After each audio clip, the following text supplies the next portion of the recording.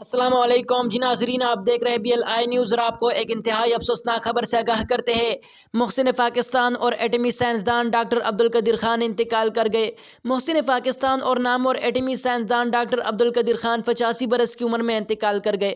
Doctor عبدالقدیرخان کو پھیپھڑوں میں تکلیف کے باعث اسپتال منتقل کیا گیا تھا، تاہم وہ جان بر نہ ہو سکے اور خالق حقیقی سے جا ملے۔ ذرائع کا بتانا ہے کہ ڈاکٹر عبدالقدیرخان کو صبح 6 بجے کے قریب کے اسپتال لایا گیا تھا، جہاں ان کی طبیعت بہت زیادہ خراب ہو گئی تھی۔ ڈاکٹروں نے ایٹمی سائنسدان کو بچانے کی پوری کوشش کی، تاہم صبح 7:04 پر وہ دار فانی سے کوچ کر گئے۔ سرکاری اعزاز کے ساتھ تدفین جوہری سائنسدان کی نماز جنازہ فیصل مسجد اسلام آباد میں سپہر 3:30 پر ادا کی جائے گی، جس میں وفاقی وزراء اور اعلیٰ عسکری قیادت کے علاوہ عوام کو بھی شرکت کی اجازت ہوگی۔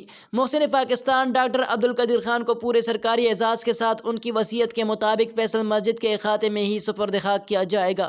یاد رہے کہ ڈاکٹر عبدالقدیرخان کو رواں برس اگست میں کرونا کے باعث اسپتال منتقل کیا گیا تھا، تاہم ان کی کرونا کی رپورٹ منفی ہونے کے بعد ایٹمی سائنسدان کو گھر منتقل کر دیا گیا تھا۔ مزید اسی طرح کا انفارمیٹو اور نیوز اپڈیٹس ویڈیوز دیکھنے کے لیے ہمارے YouTube channel B L I news کو ضرور سبسکرائب کریں۔ اگر ہماری ویڈیو آپ کو اچھی لگے تو اپنے دوستوں کے ساتھ ضرور شیئر کریں۔ ملتے ہیں کسی نئی ویڈیو میں، تب تک کے لیے اپنے دوست اپنے بھائی توصیف احمد کو اجازت دیجیے۔ اللہ حافظ۔